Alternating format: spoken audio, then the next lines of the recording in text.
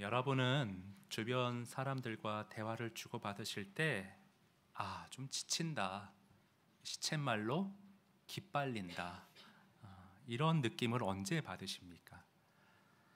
인지심리학자이자 아주대학교 심리학 교수인 김경일 교수님을 우리를 지치게 만드는 대표적인 사람들의 유형이 바로 그 묘하게 다른 사람에 대한 험담으로 뒷담화로 대화를 이끄는 사람들이라 분석을 했습니다. 그러니까 다른 사람의 말을 자꾸 자기식으로 옮기는 사람들, 또 자신이 하는 뒷담화에 나도 덩달아 같이 동참해 주기를 은근히 바라고 압박하는 사람들, 그런 사람들은 우리를 지치게 만들고 부정적이고도 잘못된 편견에 휩싸이도록 이끌기에 기가 빨린다라는 표현을 쓰는 것입니다. 문제는 인간관계라는 것이 언제든 삐걱거리고 틀어질 수가 있는데요. 그런데 이렇게 뒤에서 남의 험담을 일삼는 사람들은 언젠가 나와도 관계가 소원해질 때는, 그럴 땐 또 다른 곳에 가서 내 얘기를 옮기고 다닐 가능성이 매우 높다는 것을 알아야 합니다. 그런데 오늘 본문에 나오는 상황을 이렇게 가만히 들여다보면 갈라디아 교회 안에도 바울에 대해 뒷담화와 이간질을 일삼았던 무리들이 있었던 것으로 보입니다. 성도들이 바울 너의 말을 믿지 않도록, 의구심을 갖도록, 너를 불신하도록 그렇게 교회 안에서 바울에 대해 지속적으로 뒷담화와 이간질을 퍼뜨렸던 것 같습니다.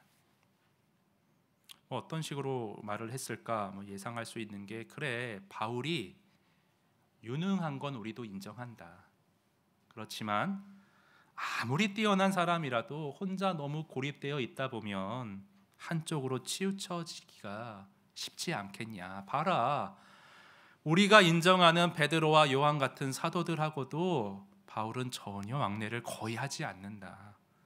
그러므로 아마도 그가 전하는 복음 안에는 이방의 자유분방한 왜곡된 요소가 스며 들어갈 가능성이 높다. 저 사람 말 듣지 마라, 위험하다. 근데 이런 식의 말이 어느 정도 교회에 먹혀 들어갔던 것으로 보입니다. 그래서 바울은 오늘 결단을 내리고 14년 만에 예루살렘으로 올라가서 자신이 간증하고 이방에 전했던 복음이 그 당시 권위 있던 다른 사도들, 즉 다른 초대교회 지도자들이 말하는 복음과 일치한다라는 사실을 오늘 증명해내고 있습니다. 여러분 한번 1절과 2절 다시 한번 읽어볼까요? 1절 2절 다 같이 시작. 14년 후에 내가 바나바와 함께 디도를 데리고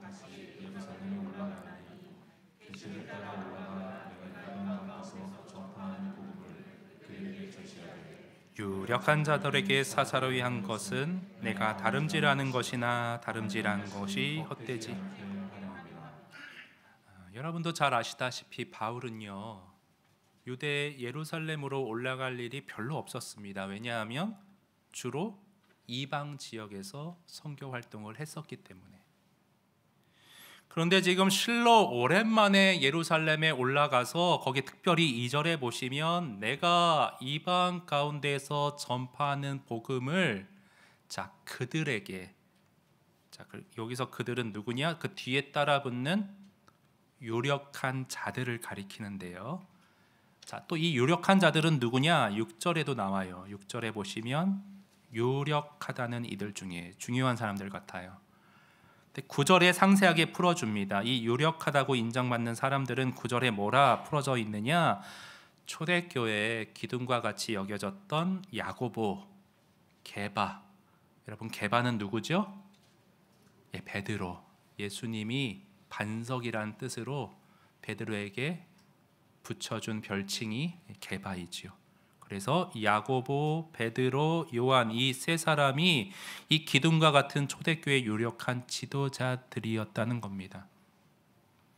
여러분 성경을 읽어보시면 예수님이 12제자 가운데에서도 이 세 사람은 좀 특별하게 조금 더 가까이 그렇게 취급하며 지내셨던 것을 우리가 읽어낼 수 있습니다.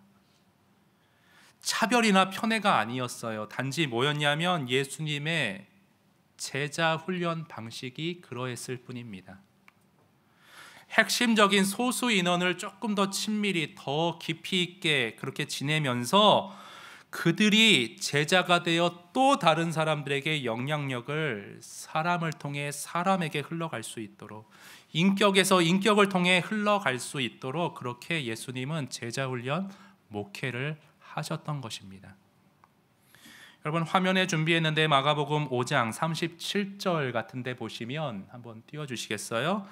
회당장 집에 기적을 일으키실 때 베드로와 야고보의 형제 요한 외에 아무도 따라옴을 허락하지 아니하셨다 되어 있고요. 또 변화산에서 당신이 영광스러운 모습으로 변화되어질 때 마가복음 9장 2절 엿새 후에 예수께서 베드로와 야고보와 요한을 데리고 따로 높은 산에 올라가셨더니 그들 앞에서 변형되사, 세 사람 앞에서만 변형이 되셨어요. 그래서 초대교회 안에서 이 세 사람은 인정을 받았고요, 권위를 인정받았고 유대주의자들조차도 이 세 사람만은 인정했습니다. 그래서 바울은 이 세 사람을 만나서 이간질을 통해 잘못된 오해를 받고 있던 자신이 전하는 복음이 유력한 이 지도자들의 복음과 일치한다는 사실을 확증지어 보이고자 했던 것입니다. 그래서 실제 그렇게 모여서 만남의 결과가 어떻게 결과되어졌느냐, 6절 뒷부분을 보세요. 저 유력한 지도자들이 바울 나에게 의무를 더하여 준 것이 없다. 좀 어렵게 번역을 했는데 의무를 더하여 준 것이 없다는 말의 의미는 그 새번역 성경 같은 데 보시면 지도자들이 바울에게 아무런 제안도 하지 않았다. 무슨 말이에요? 지도자 세 사람이 바울이 전한 복음에 아무런 결함이 없음을 인정하면서 그 복음에 어떠한 수정사항도 제안하지 않았다는 뜻입니다. 단지 거기에 덧붙이기를 바울과 우리는 단지 섬기는 대상이 다를 뿐이다, 섬기는 지역이 다를 뿐이다, 그것을 밝히고 있습니다. 여러분, 7절 이하 9절인데 교독할 텐데 7절을 먼저 여러분이 읽어주시면 감사하겠습니다. 7절 시작. 도리어 그들은 내가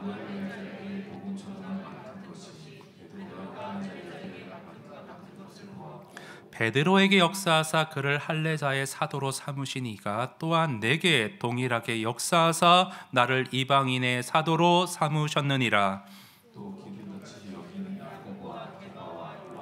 내게 주신 은혜를 알므로 나와 바나바에게 친교의 악수를 하였으니 우리는 이방인에게로 그들은 할례자에게로 가게 하려 함이라. 자, 회동의 결과는 뭐였냐? 서로 친교의 악수를 나누는 장면으로 마무리가 되었습니다.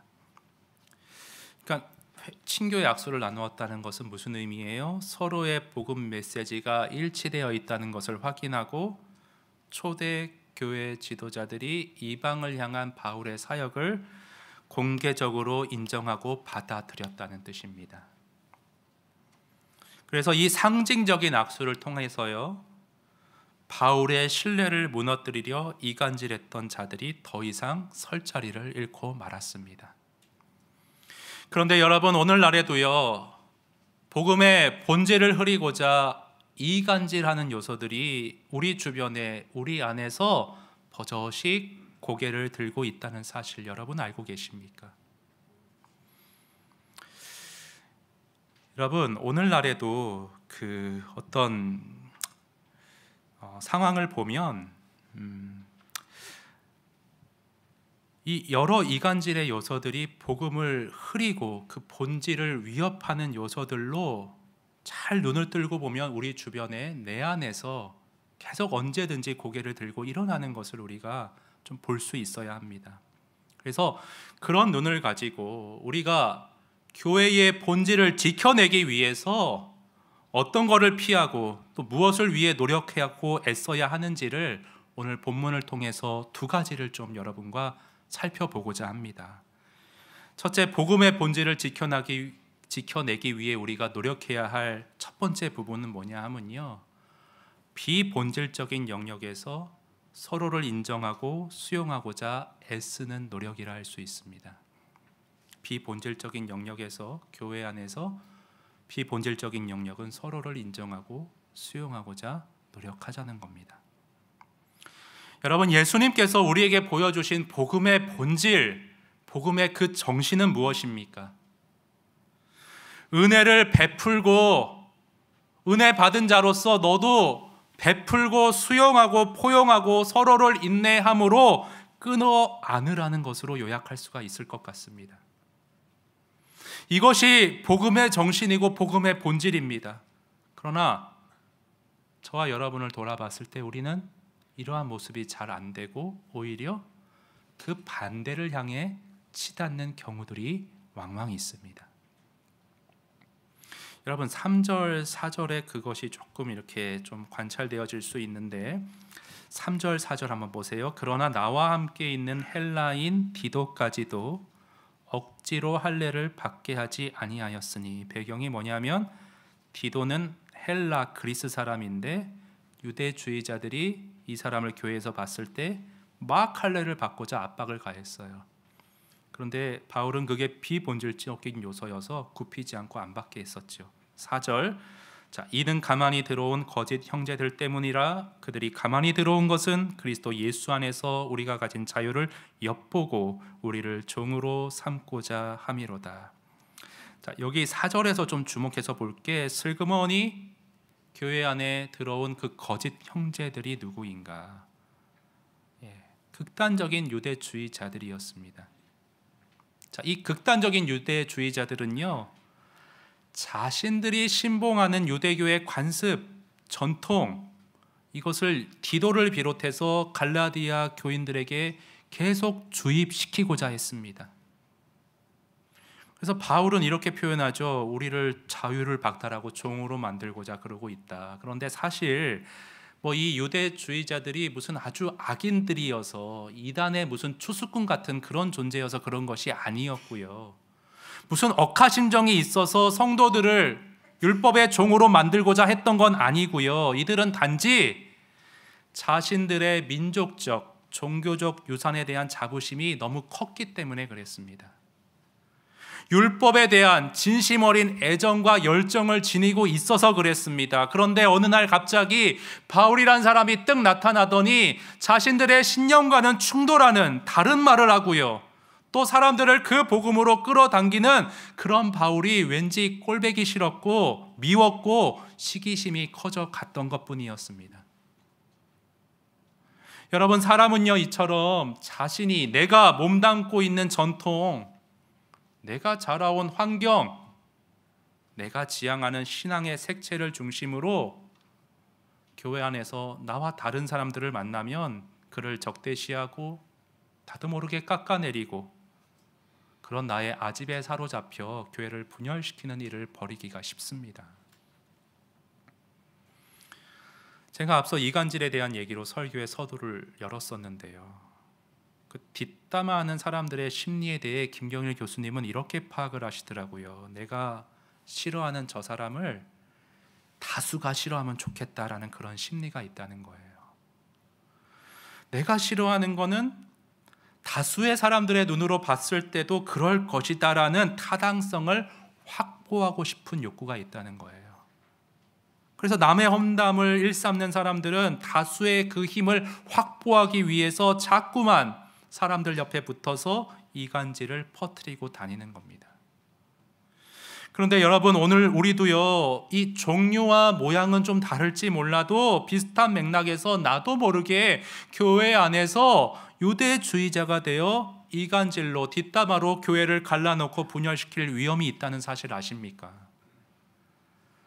말씀드렸듯이 복음의 본질은 은혜를 나누고 수용하고 하나 되는 것입니다. 그러나 우리의 죄성은 어떻게 합니까? 내가 자라온, 내가 경험한, 내가 처해 있었던 신앙 전통, 색채, 이것만이 전부고 이것만이 옳다는 아집으로 나를 휘감아서 나와 다른 사람들은 잘라내고 비판하고 그들의 틀렸다는 타당성을 확보하기 위해, 다수의 힘을 확보하기 위해 남을 험담하고 이간질하는 복음의 본질과는 전혀 상반되는 분열과 분쟁으로 교회를 어지럽히는 오를 범하는 것이, 언제든지 그럴 수 있는 것이 저와 여러분의 연약함입니다.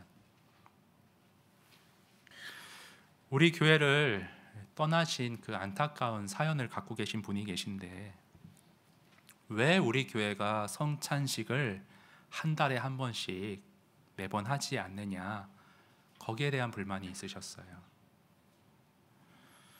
예, 좋아요. 성찬식을 통해서 매달 복음의 의미를 되새기는 것, 저는 너무 좋다고 생각해요. 그러나 우리 교회가 속한 합동교단의 노예 임원 목사님이 권면해 주시기를, 우리는 예식을 자주 하기보다는 이 강단에서 복음의 메시지를 뚜렷이 선포하는 일을 더 권장한다라고 그런 말씀을 해주셨어요. 둘 다 좋아요. 한 달에 한 번 해도 좋고, 예식은 좀 줄이지만 강단에서 복음 메시지에 더 치중해도 좋고, 둘 다 좋다고 생각해요.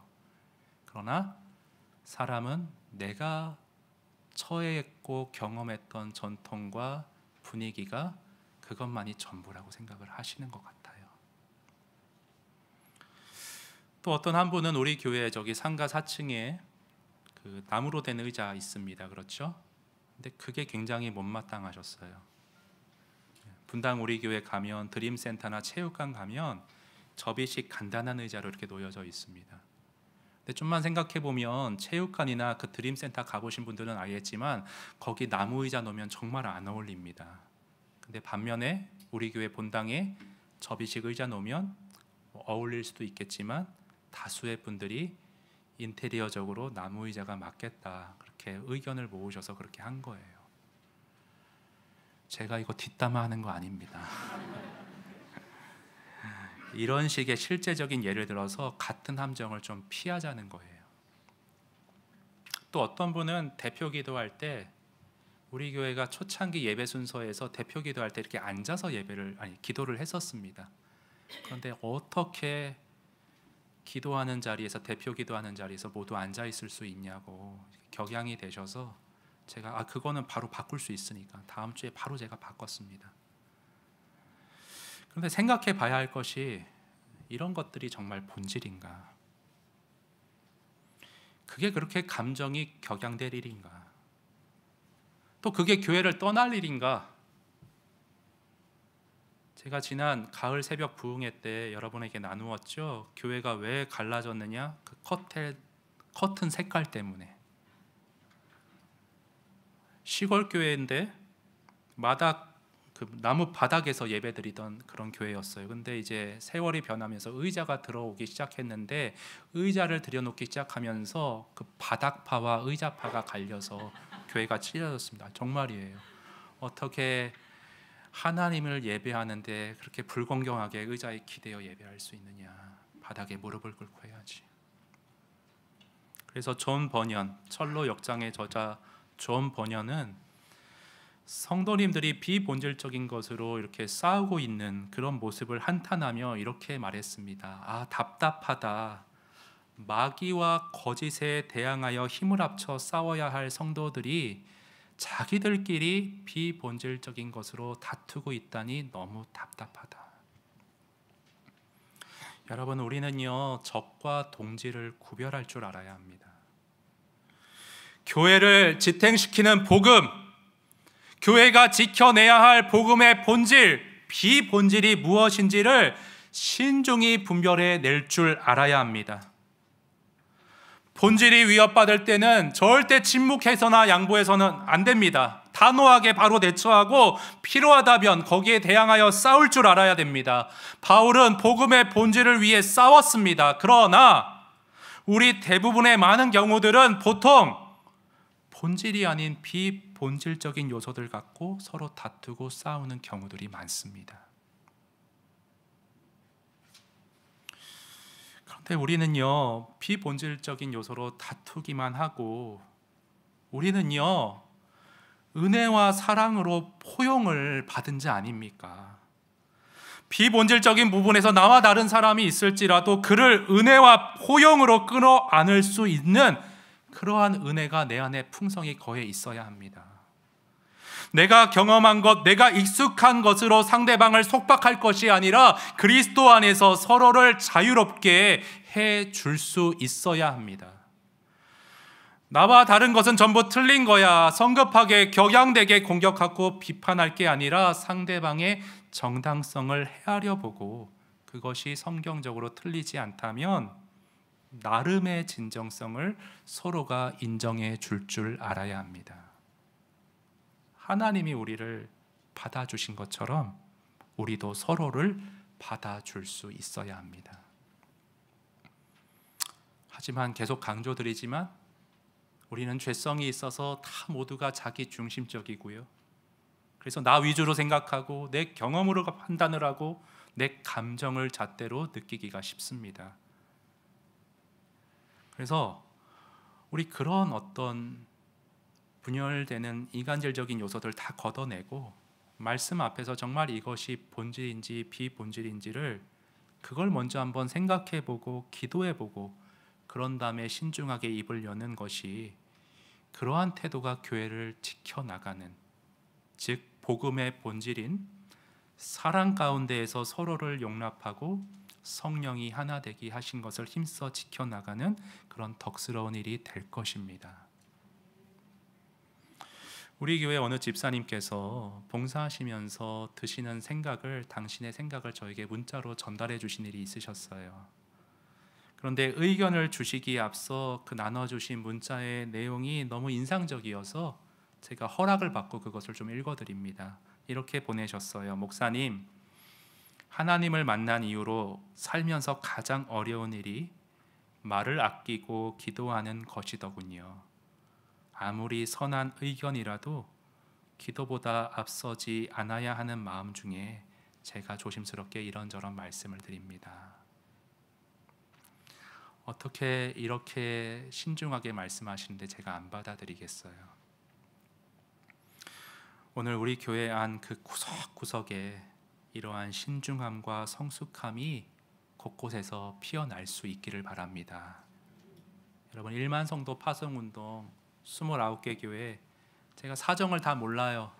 그러나 짐작이 되는 게 결혼 생활도 그렇잖아요. 1년 지나고 이렇게 허니문 기간 끝나면 이런저런 크고 작은 불협화음들 일어날 수 있지 않을까요?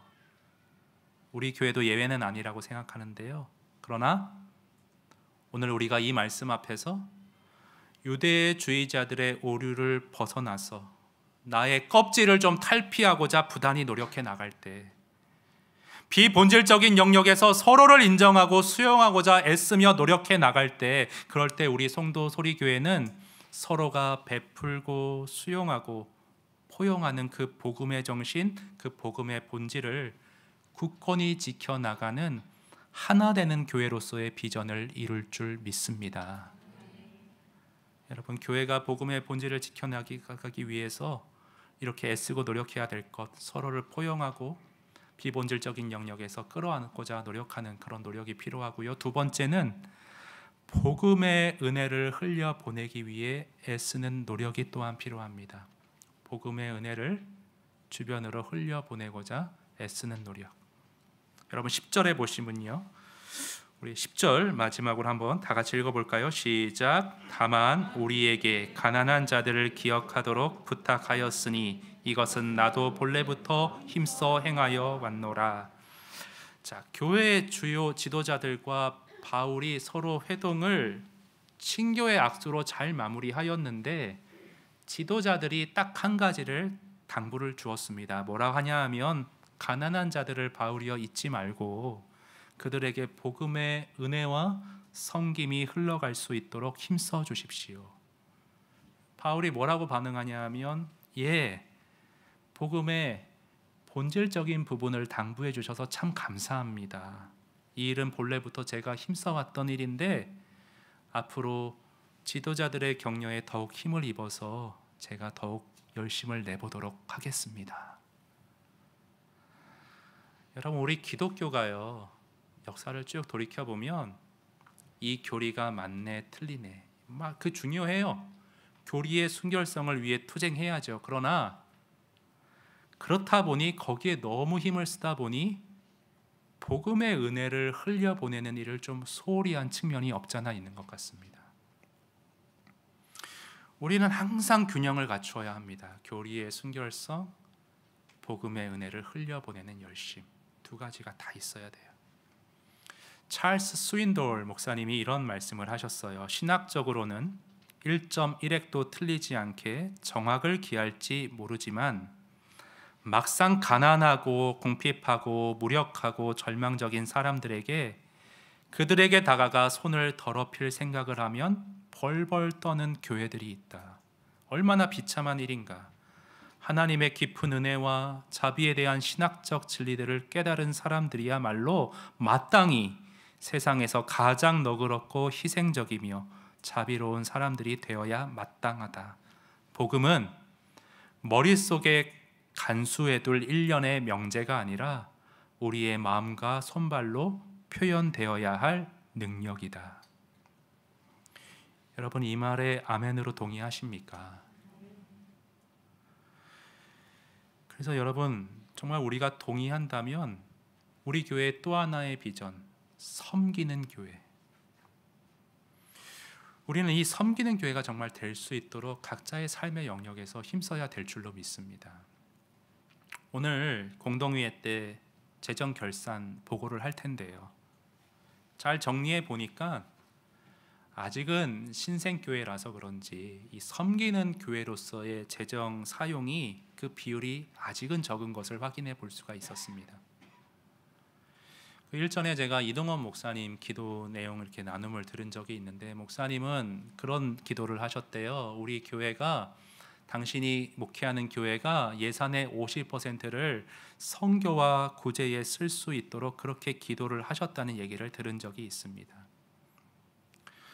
그러나 우리 교회는요, 다양한 비전이 있는데 신앙을 다음 세대에 계승하는 교회가 되고자 또한 힘쓰고 있는데요, 아직은 내부적으로 아이들이나 교육부서에 더 좀 이렇게 내실을 다지는데 예산을 쓰는데 집중하고 있다 보니 아직은 외부로 그렇게 흘려보낼 여력이 아직까지는 없는 것 같습니다. 그러나 참 감사한 것은요, 우리 교회는 29개 교회 중에 가장 작은 교회로 시작을 했습니다.